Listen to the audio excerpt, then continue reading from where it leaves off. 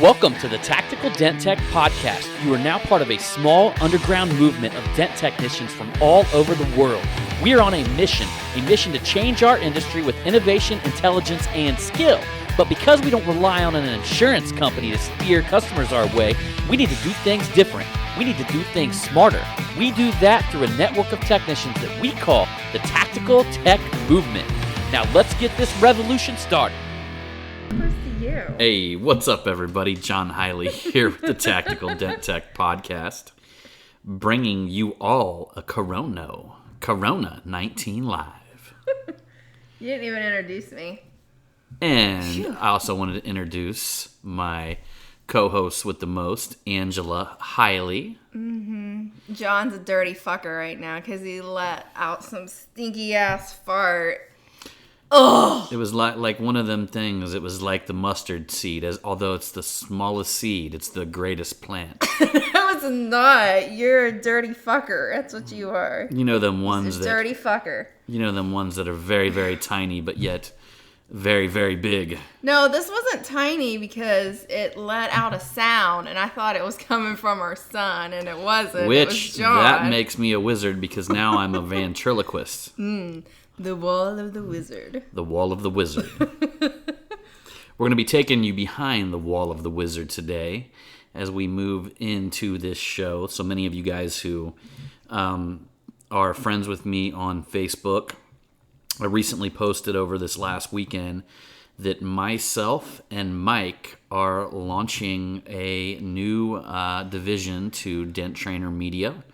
And in that division, we're actually going to be doing what I like to call today the digital door knock, where we are actually targeting storm cells. Did you come up with that? The digital? I did. It just came out. The digital door knock. I like that. Yeah, That's the digital really door good. knock. Well, like the years and years ago, and actually, I don't know how long they've been doing this in the PDR industry. But they will literally, like roofers, send people from door to door to go to door, yeah, in hail damage areas and knock on their door and hand them whatever flyers, talk to them, try to basically sell them on taking care of their hail damaged vehicle. Yeah. So during this Corona Covo whatever 19, whatever the fuck you want to call it, obviously there's not a lot of motherfuckers going to be walking door to door and knocking on doors right now. No. So. And the crazy thing is, we've actually been testing this for about 2 years. Technically, we've been testing it for like ever since Facebook first launched advertising. Since Google, started doing AdWords, myself and Mike have been advertising on that platform and on Facebook's platform practically since day one on both of them. Okay, so we'll get that straight out the box. For the last 2 years, we've been working with private companies on targeting storm cells. That go through, you guys know how it is. We get our information from like Hail Recon and Hail Trace, and actually targeting the storm cells. And then what we do is we get intel on the ground, because many of you guys know, anybody who's worked a hailstorm before knows there's always a little more than meets the eye. I'll give you guys an example. We had a hailstorm that came through an area that was very poor, but it actually had a lot of factories there, and which had very high-paying employees there at these different warehouses, factories, things like that. So what we actually, and there was actually a college in that area. So what we actually did was we targeted the people that worked in that area. Mm-hmm. We did run some targeted ads to people that lived in the area because there was some spotty, nice apartment complexes and things like that here and there.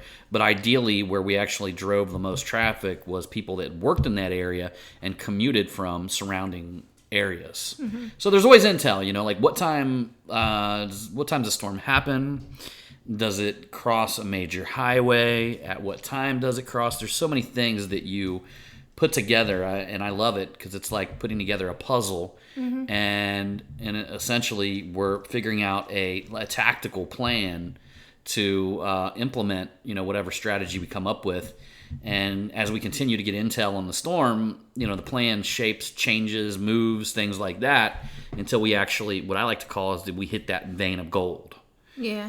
And we've been doing this really successfully. And many of you guys know, before I actually roll something out, I got to have like the SOPs, which is what's considered to be the standard operating procedure, down to the actual very, very little details. And it's so crazy. So we were planning on launching that this year, and all this stuff happened. And I said, me and Mike were talking, and we were kind of bummed out a little bit, thinking that, it might not be a great time to launch it. And the more that I thought about it, I'm like, dude, this is like the best time to launch it. Yeah. And we're talking about like the digital door knock here, and we got plans to go into other industries, stuff like that. But ideally, honestly, I'd rather just work with dent companies. I think that's probably what we're going to do for a while. But we ended up we only work with one company per city. And that's super important because, some people say, oh, John, you're just trying to push the whole scarcity urgency thing. Well, actually, what I'm trying to do is stay away from competing, like having two of my clients compete against each other. I just think that put me in kind of an awkward situation. Yeah. And, I'm not going to do that. So when we launched this, we knew that we were only going to allow, we're only going to work with one company per major city or 30-mile radius. I thought 30 miles sound good. We didn't want to do 50 because then we're, verging into two major cities. So what we're doing is whichever one works out, whether it's a major city or a 30-mile radius of like a smaller town, and if there's other smaller towns that have been hit, we are doing it like that, and it's been cool. I mean, it's been great. So we've already signed up, quite a few companies, and we've got over, believe it or not, I think we got like 20 people, over 20 people that contacted me and wanted me to hold their location first, just for when hail comes through their area. But it's been awesome because we're completely automating their Google Maps. We're automating their Facebook pages. We got a specific protocol when it comes to how we're going to distribute content. And on top of that, we're running their Google ads. We're running their Facebook ads. There's a strategy there, though, because I'm going to give away a little bit of stuff here. There's a strategy there because, for instance, if you get a place that's just drop dead nailed, I tend to lead with Facebook and then use Google as more of like a second line of attack, because Google ads, a lot of people don't realize, man, they are expensive to run. I mean, expensive, very expensive.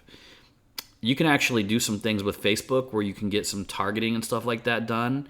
And I'm not talking about that shit because one of my clients was actually boosting a post on his page, and he just did one of them things where a lot of guys do.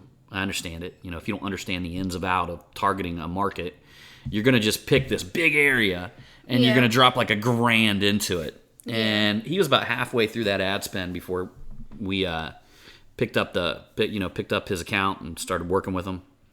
And I did notice that he had brought a lot of traffic, but he only got like 4. It was designed like send you like a Facebook message, and there was only 4 messages on there, and none of them converted. Not one of them converted. So $500, not one message converted. It was just bringing in bullshit traffic. It was a waste of money. From places other than the target area. So we're reshaping that campaign now, and getting, we're still going through the process of getting the target market. People don't realize it takes 3 to 5 days to get seated in with Facebook when you start running ads. There's certain ways that you got to let the AI features take over, and then you got to do some navigation on your end. But it's been cool. I mean, that's pretty much what my whole week's been, is setting up new clients in hail damage areas and running ads, and I love it. It's just been... I know you do. And now we're like, oh, we so can't wait for all this hail to hit all these different areas, Yep. And I love it because I know a lot about it, you know what I mean? And I sit here and try to imagine another marketing company coming in, like somebody who doesn't know our industry, trying to do what we're doing.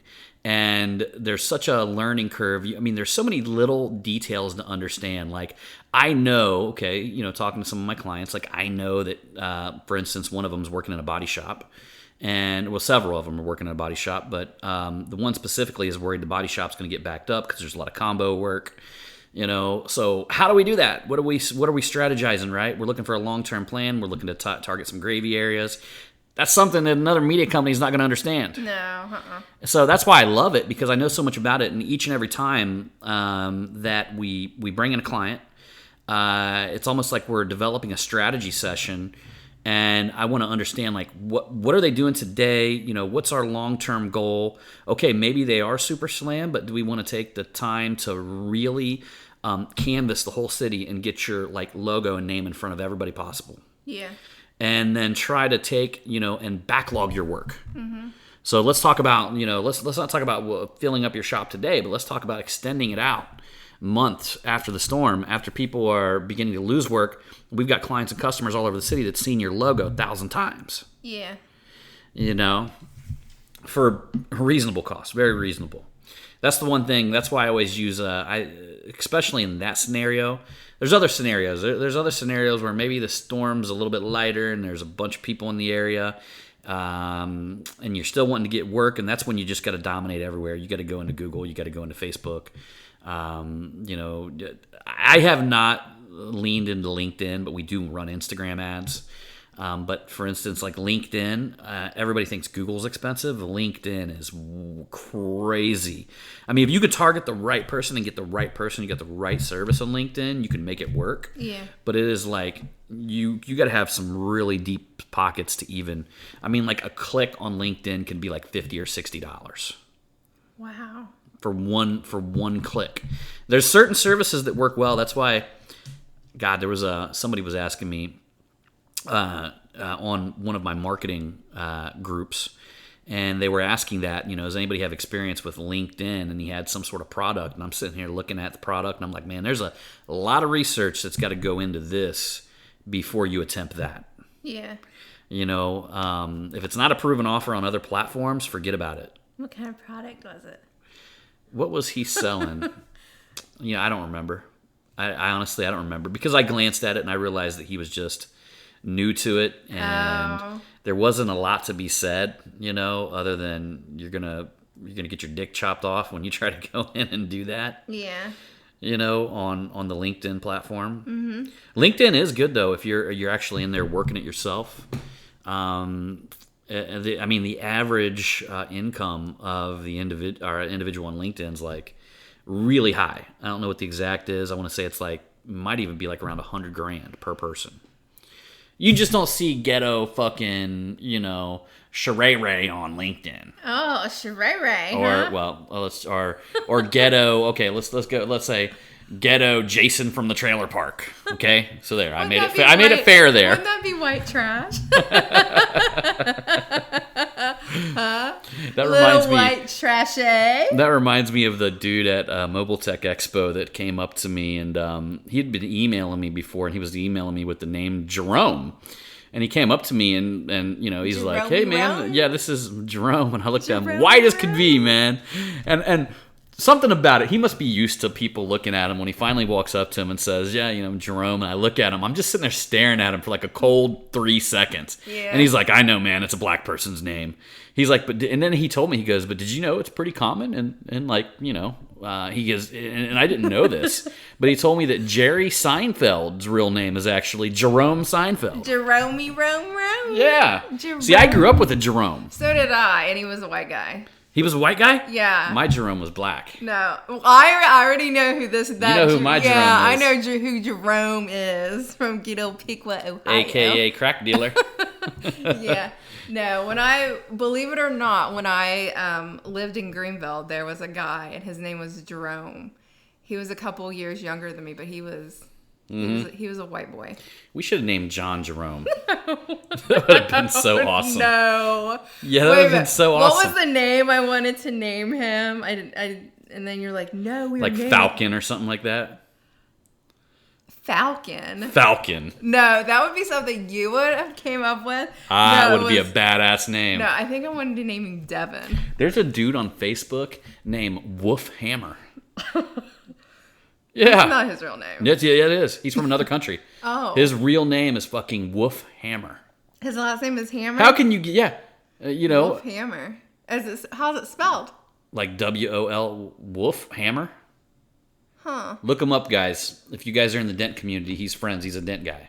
Oh, really? Wolf Hammer. Wolf Hammer. That kind of reminds me of that such a strong name like that. What's that guy who interviewed Jack Black in that one interview? and Jack Black saying Stone Phillips. Yeah. But that's probably not that guy's real name. That was just Hello, Stone Phillips here. Interviewing Jack Black. And then Jack Black actually looked at him and said, you know what, Stone Phillips? He said, with you, I think there's more than meets the eye. I love it. I love it. We should have named John Stone. Stoned highly? Stone Phillips Hiley. No. I like Jonathan's name. Yeah. I had all kinds of nicknames for him when he was growing up. Yeah. There's that one commentator on Fox, Juan Williams. Yeah. Which he's kind of like I like to call him like the best liberal they could ever put on Fox. Yeah. Because he doesn't get fighting mad like a lot of them. No. He kind of laughs it off, you know. Yeah, he seems like a really nice. Yeah, he seems like a real nice person. And occasionally he actually makes some good points. Oh yeah, absolutely. You know. Absolutely. So. So we've been out social distancing quite a bit. Yeah, but we've always really done that though. I am going to buy one of them. Pool noodles. A pool noodle. Because they're perfectly 6 foot, and I'm just gonna run up between people and stretch my noodle out and give them. I'm gonna be like, social distancing, and make sure they're apart, with that pool noodle, and then I'm gonna run off. Oh, they'll probably get a giggle out of that. I would say most definitely. I mean, that would be a giggle. That would definitely be, a giggle. Yeah, we went to Costco today. Yeah. We did. It was so weird. We seen him roll out a pallet of toilet paper, and the wife looks at me like, "You think we should buy some?" And I'm like, "No." No, we have plenty of toilet paper. But then I seen what type of toilet paper it was. But that's what that does to you. I know. I don't know any of you guys would be in that situation. You're in a store, all of a sudden they roll out a pallet of toilet paper, and you're thinking to yourself, you're like, maybe I should go buy that. But after thinking about it, I decided, but I want to go to another toilet paper they had there. If people are really fucking desperate, they had these big ass boxes of you remember that toilet paper that they have in the malls and stuff. Yeah, like the that, giant rollers. Yeah, it was 2-ply and everything. You know what though? We probably should have fixed some toilet paper up that way because you would have had some for the shop. But you know what? People probably really need that toilet paper, and I don't want to be a greedy little bastard. Yeah. I wouldn't. It's so funny though. My barber is a prepper, so that's different though. So So I'm talking to him, and we're talking about everybody's talking about that toilet paper stuff. So we're just mentioning it. It makes me wonder if this isn't done on purpose. He goes. He tells me. He goes, "Oh, they're amateurs." He goes, "My basement looks like a Dollar General store." So he's been doing this shit for years. Yeah. And it's so funny. He may have been doing this stuff for 10 years, just grabbing, he'd go to the store instead of buying like everybody does now, buying 20 packs of toilet paper, he'd just buy an extra pack. Yeah. And then instead of, buying 10 tubes of toothpaste all at once, he'd just buy an extra tube here and there. Yeah. He'd go down, stick in his Dollar General store, and as he got a tube of toothpaste, he'd move everything up, and then next time he went to the store, he'd go buy a couple more. Yeah. And eventually his whole basement turned into a fucking little Dollar General store for him. Yeah, that's true. Ye who is prepared shall not worry. Yeah. But isn't that kind of fucked up though in a way? Because I seen the pallet of toilet paper and I was like, oh, but then I'm like, we have a bunch of toilet paper at home. That is fucked up how the media and all this shit, they do certain things and it gets in there and it starts messing a little bit with your psyche. That's makes you think up. Toilet paper is so damn valuable. I know. Oh my God, toilet paper. And then here we bought microfiber towels, and I was just like, man, you could cut these suckers in half. This would be a better way of wiping your ass instead of with toilet paper. Oh, I bet you could get it with one swipe with microfiber. I know, exactly. Yeah, you just have to throw it away. That'd be kind of gross. No, you just take it out and put it in your trash can or something of that nature. Your human shit can. Didn't your brother used to do that anyway? With toilet paper? Oh, God. Growing up?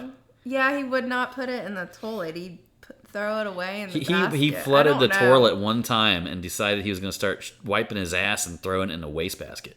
He's different, okay? If my kid ever did that, I would walk in there and be like, what the fuck are you thinking?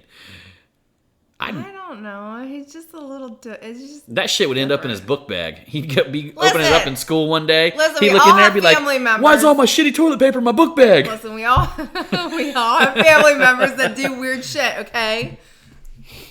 All right. It's Yeah. what makes the world go round. I guess it does. My brother's not that bad. He's not a bad guy at all. He's Didn't you just got say that some your fucking weird grandparents habits. used to have like a toilet nobody would flush? No, I do not want to talk about that, John. That's fucked up. That's not. John. You said you wanted this show to be about you. I do not want it to be about me. Yeah, let me tell him about my very dysfunctional family. No, it is fucked up. Just they weren't like they were poor, and Yeah. I don't know. It's just I don't know. Look, if you guys out there met, well, two of my brothers. One of my brothers, you guys would, be like, man, he's cool as fuck. But if you guys met, actually Which that would have been most, Greg. yeah, Would've if you been guys Greg. met two of my brothers, you guys wouldn't even think that we were related. No. Like, it is fucking if you actually looked at my brother's occasionally, he's like one of them ones. You ever got like somebody in your family that you just go look at their Facebook wall occasionally just to get a good laugh out of it? Like, I'll go to his Facebook wall to count how many times he posted in one day. Is his wall Like- public? Probably, I don't know. Honestly, I don't know. But, You can tell everybody's name. oh, I don't want to do that. I don't want to do that. Come on. I don't want to do that. Jeffrey Hiley. Jeffrey Hiley. So and listen, so like all of it, like one time I counted, like I'll just randomly go over there and be like, how many times did Jeff post on his Facebook today? Yeah. At like 40 some fucking times. Like it starts out at like 9 a.m. and ends at like whenever he passes out from being fucking drunk off his ass at the end of the day. Yeah. And you can like watch it go from okay, he hates Donald Trump. Yes. All right. And then it'll go into A music video? music videos, and then it'll go into like half naked, naked chicks. Yeah. And then occasionally here's the good ones when you get he actually writes something Oh Lord. because you're looking for something to come out that maybe over the top fucking perverted. Yeah. And what it was, and this was explained to me a long time ago. So my biological father got out of prison, and I was talking to him about that because he knew Jeff back in the day. Yeah. And I was talking to him about that, and he said probably the most intelligent thing that I ever heard that explains why Jeff is the way Jeff is. Yeah. And it's because when he was younger, he was a stud. Yeah, he was a very the good-looking chicks, man. really good looking. Yeah, he's a good looking All guy. the chicks wanted him, right? He had, it was back in them hippie days, and he had that long hair, and he had a Mustang, and it was all done up, man, like old school, and like fucking, like imagine like Dazed and Confused. Oh, I love that movie. That's who he was. He was like a dude off of Dazed and Confused. Love that movie. Had all the bitches wanted him, Mm-hmm. And as he got older, look, when you're like fucking handsome and you're stuck rolling in the bitches, you can say whatever the fuck you want. You can Yeah. say perverted stuff, and like people are like, Yeah. who cares? Because he's like, gets all the bitches anyway, right?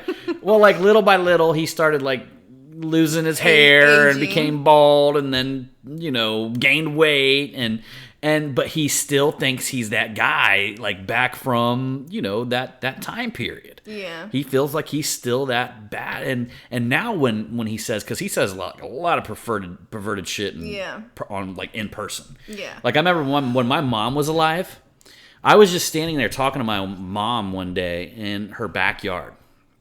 And we're just sitting there talking, like, grills out, it's a nice day, John's running around. Yeah. Jeff happens to walk up and just kind of get into the conversation. I shit you not, right in front of my mom, he looks at me and he goes, hey man, he goes, you ever watch Pornhub? He's like, I've really been into black chicks lately and gangbangs. That's how fucking quiet it got. and the funny thing was, he was just being like, that's like normal conversation for him. Yeah. Look at her. She's just going. And, if it was like your buddy from back in the 70s or something like that, joking around saying that he had all the bitches anyway, you just laugh it off. But when an older dude comes up, says shit like that, he's balding and kind of chubby, you're just like, gross. I just think that would be gross, period. I would just be like, what the fuck is wrong with you? Like, you really think that's how you pick up, like... Yeah, because I think I was standing there when that was being said, and I was just like, what the fuck is wrong with you, dude? Yeah. I'm sure if he would have, like, had his shit together or something like that, he probably would have had, you know, like, a good gal, but no. Yeah, so... Yeah. Well, that's your family. I can't believe you brought that up. I do not want to tell people about some of my childhood experiences. Or your Uncle Wayne.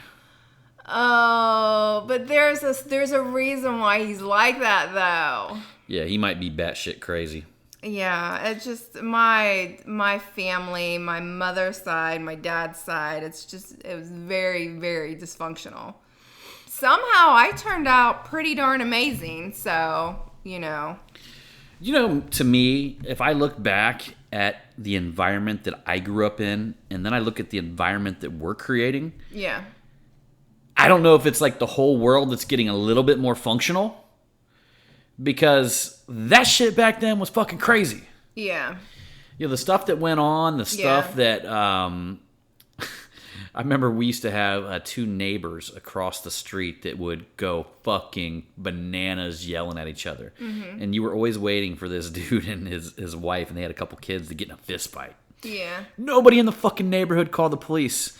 But everybody would be watching. Everybody would be watching. Would they be like looking out the window? Would they be standing on their front porch? Oh, yeah. Everybody peeking out the window, like... watching. It was like a show, you know what I mean? It was almost like a reality show. Huh. I mean, almost like to the point where, I think that the two was Bill and Heidi or something like that. And next thing you know, you'd hear him start yelling. It's like, let's get the popcorn and go to the windows, kids. Wait a minute, your mom's like, let me get out my binoculars. Yes, she got binoculars on them motherfuckers. She was like the neighborhood watch. Mm-hmm.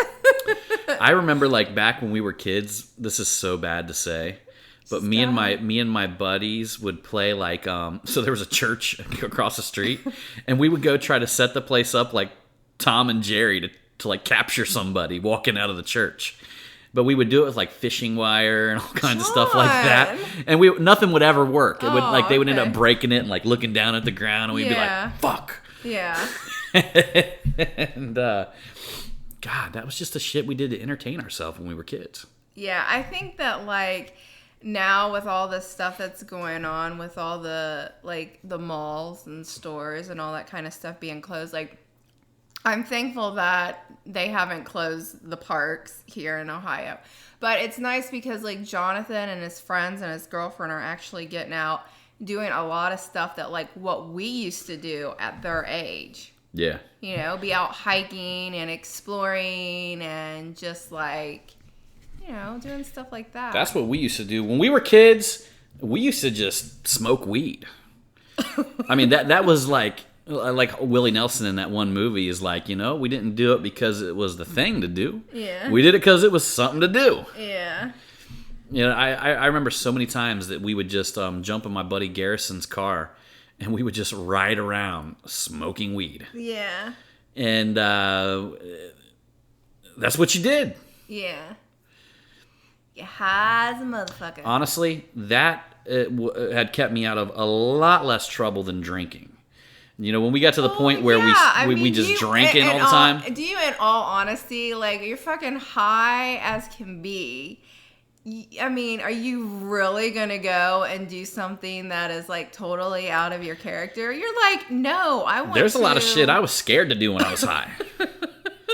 Like, there was shit I would, like, normally would do. Like, some dumb shit that I normally would do that when I'm high, I'd be like, fuck that. Yo, man, let's go back to your house and eat some ice cream. Yeah. Let's sit down and watch a movie, you know? We used to watch this. We would all get high, and then we would go back to my buddy's house, and we would sit down, and there used to be this TV show called Make Me Laugh. Yeah. And Lily, quit. And we would actually just sit there, and what the whole premise of the show was, you would have, like, Lily, get in here. It's my dog. You would actually sit there, and the individual is sitting in front of a comedian, and they've got to like not laugh for a certain amount of time to win, whatever it is. Like the comedian has like 3 minutes to make you laugh, and if the comedian makes you laugh, then you lose. If you can sit there for 3 minutes and not laugh, then you win like some money, right? Yeah. And we would sit there and try to play along with them, and it would only take like 5 seconds, and somebody would like make a little snicker, and the whole fucking group would just blast out. I don't even think we ever made it through a comedy session without laughing. Yeah. And we used to watch The Crocodile Hunter. Oh. If you smoke weed and you watch The Crocodile Hunter, that dude becomes like one of the funniest fucking people on planet Earth. I bet so. I wonder if people smoked any weed when they watched that one thing about was that Joe Exotic, the tiger guy or whatever? That whole situation? Could be interesting. Oh my God. Joe Exotic. If you guys haven't seen The Tiger King, you've probably seen memes unless you've been under a rock because you're hiding from COVID-19 or whatever. I don't even know what they call it now. Don't even know what the fuck they call that shit. But like Cole told us to watch it, and we started watching this. Well, see, like I remember seeing memes and stuff like that on Facebook and Instagram, and I'm like, what the fuck is this? They're like, if you don't know who this person is, something about like country music or something. I'm like, I don't even know who that dude is. He does not sing country music. Yeah, what it is, it's a Netflix series. Yeah. Of these folks that basically have like caged animals, and a lot of them are exotic, like tigers and bears and wolves. The exotic Joe had some stuff you're not supposed to have as pets. Chimpanzees, you know what I mean? Stuff, animals like that. Animals that take a serious fuck ton of money to feed and all kinds of stuff. I mean, you literally, if you have a tiger, you need to make a shit ton of money just to feed the tiger. No, you shouldn't be having a tiger as a pet. You've got like 30 tigers, you've got to have a fuck ton of money to feed these things. I mean, they're eating like a half a cow a day. Or some crazy shit like that. I mean, it's wild how much they eat. So, like, watching it, I was like, what the fuck am I watching? But I felt bad for the animals because you shouldn't be doing that. That's just not cool. That's just not right. Yeah, there's a lot of shit that goes on probably behind the scenes. And they talked about some of it in there, that's just fucked up. Because number one, there's no way they're like cub petting's the big thing. That's where they make a ton of money. They get like a baby tiger, and you pet this baby tiger, and people pay a shit ton of money. Yeah, but everybody loves baby animals, But they only got, I don't know, there's a very, very small span of a tiger's life that you can sit it in somebody's lap and they can pet it. Yeah. Because after it gets to a certain age, if it snaps on that person, it'll rip their finger off. And that's just its natural instincts right there. So because of that, they've got to have a steady flow of cubs coming.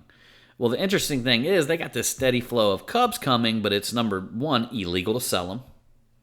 In the United States, like big time fucking fish and game laws. They say them motherfuckers are like, I don't even know what agency it is, but they're like the FBI. So it's illegal as fuck to sell them, okay? The second thing is you need a bunch of them coming all the time to make the money, right? Yeah. Third problem is you don't want them to grow big as fuck because then you're gonna have to feed them all. Yeah. Which leads to some people were suspecting that some of these places were secretly gassing these cubs and putting them into an incinerator. Yeah, and if that was happening, that's not right. That's so fucking greedy. That's just, I don't know. Maybe it's just me because I love animals more than I probably like humans, and I just don't like... Well, they were creating cults around this shit. Yeah. The one dude, Joe Exotic, had something to the nature of like a really fucking like a just got out of prison, toothless group of like people that society. It was very white trashy. Very, very white trashy. Very white trashy. And I'm not going to ruin it for you guys, but then the other guy had a different type of cult, which was, I can't remember his name, but it was more along the lines of he created some sort of tiger yoga to fish in these young chicks, and he was like fucking 9 or 10 of them at a time. Well, that was him and his wife, right? He had a bunch of wives. The guy that ended up getting popped or whatever at the end? Yep. Oh, really? He was like that? Yeah, you missed that part. You fell asleep. Okay. But yeah, you guys check that shit out. It's fucking hilarious. Yeah. It is really good, man. You want to step out and, forget about all this bullshit that's going around for a minute. Step into that. Yeah. Or do what I do and just fucking work on your business and open up new businesses. I actually made a post about this. There have been days that literally I keep myself so occupied and I keep myself so mission and goal oriented and focused when I'm working on my businesses, not just in them, okay? Because there's time to work in them, there's time to work on them, okay? But when I'm working on my own businesses, I lose myself in it. Yeah. I at the end of the day, I'll sit there and remember, be like, oh yeah, that's right, we're going through some pandemic thing. Yeah. And, the truth of I said something earlier. I said, idle time is the devil's workshop. I love that. Idle time is the devil's workshop. And that basically means when you're sitting there having idle time and you choose to, whether you decide to go down like a rabbit hole investigation of which... I am notorious for the rabbit holes. We go on our walks and I come up with all these like... conspiracy theories. Yeah. I don't want to share them just because like I don't want people like hitting me up saying like, you know what? cuckoo or I'm like... whatever, like, you shouldn't be thinking like this, blah, blah, blah, this and that, like, I'm gonna keep them, I just share them with my husband and with my dad and a little bit I told her Jonathan. She ought to be like a writer, like, she ought to be writing like a, it sounds more like the Ayn Rand, what was the name of that book? Ayn Rand book? Didn't they do the movie? They tried to do Yeah, they did a movie about it. You guys know what I'm talking about. Oh, it's a big-ass book, too. Yeah, you guys know what I'm talking about. Yeah.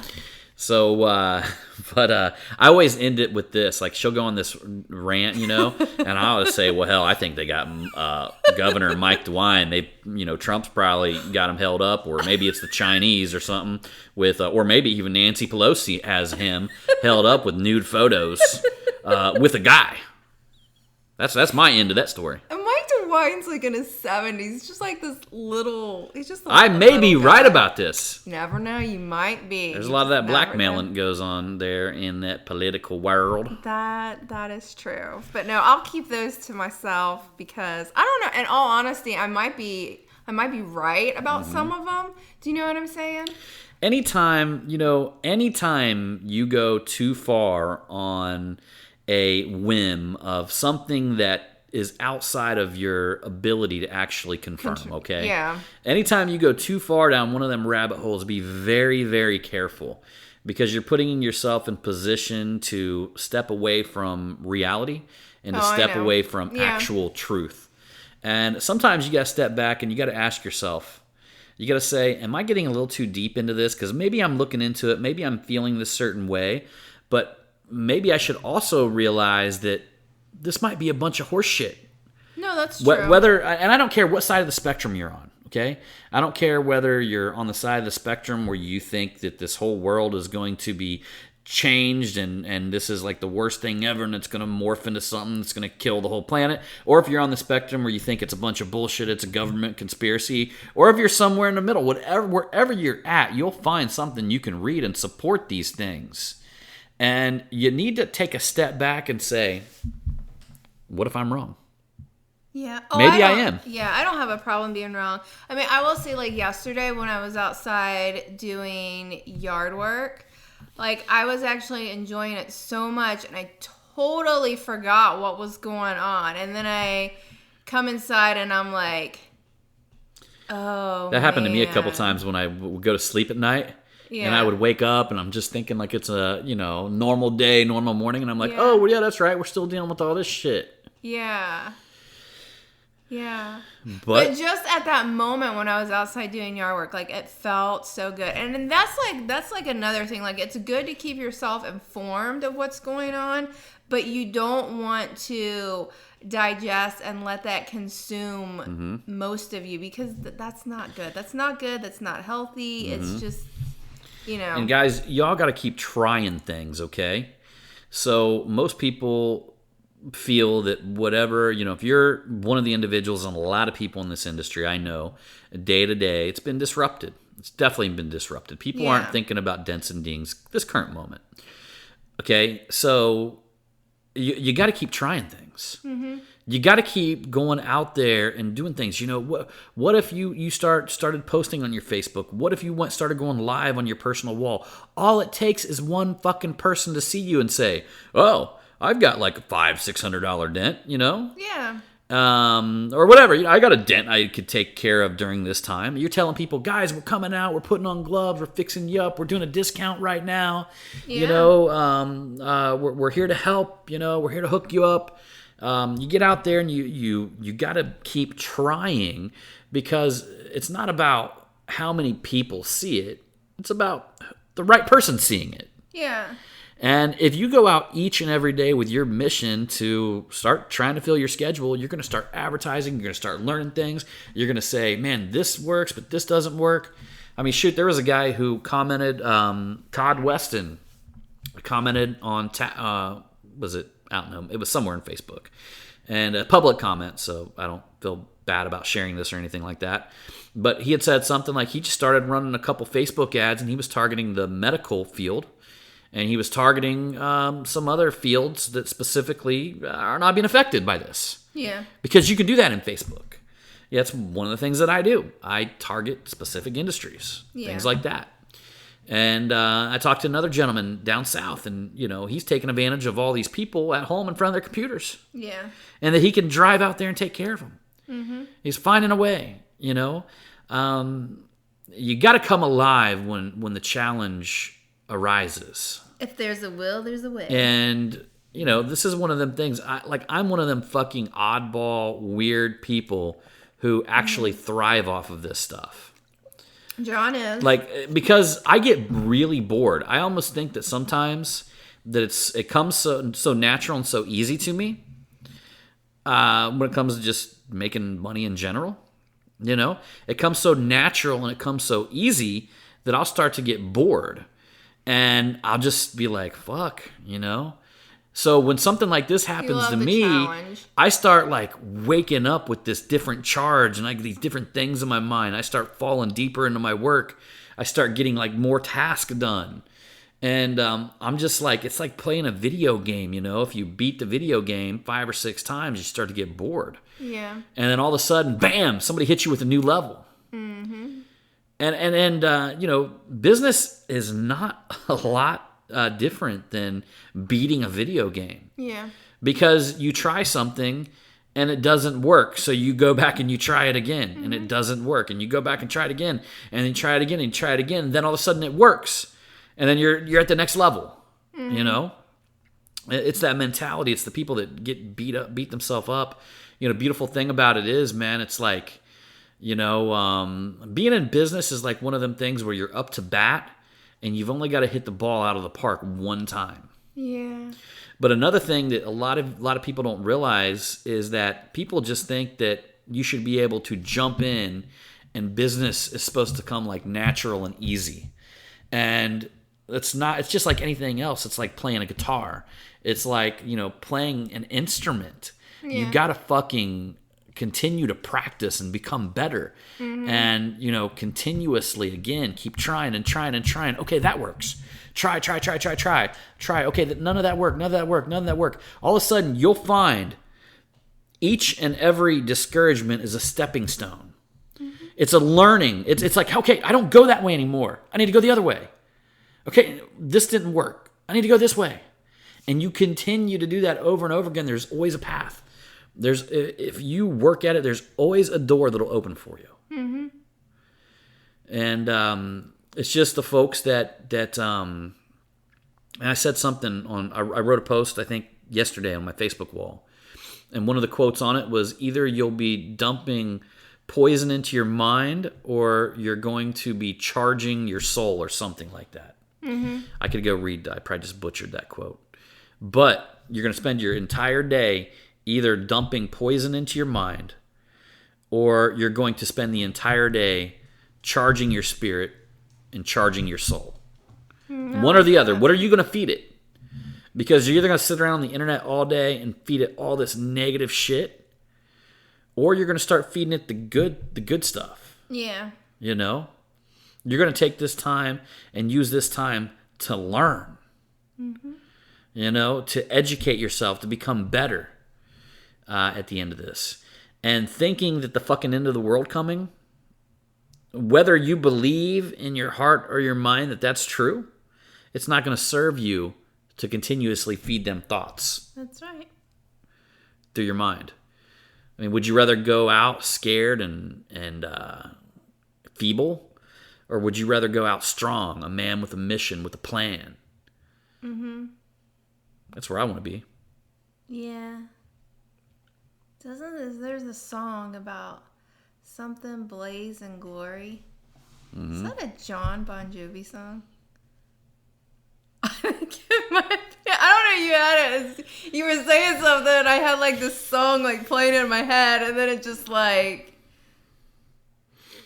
something blaze and glory. I think it's a John Bon Jovi Probably the government playing it into your head with that these new 5G networks out here. Oh my god. I know them sending waves and shit into your head. Shut up. That takes me back to my childhood about with my grandma and grandpa, but we won't get there. That's different. Yeah, I asked her. I asked her. I said, what I asked you the other day. I said, how come that song keeps playing on my head? It's the end of the world as we know it. Yeah. It's the end of the world as we know it. You're a little offbeat. And whatever. And she was singing it one day, and I didn't even realize it, and it got like stuck in my mind. And then I Googled it, and there were so many people that went to that video, whichever, probably the most popular version of that one, whatever the one that comes to the top on YouTube when you type in the... Yeah, it's REM. REM, End of the World as We Know It.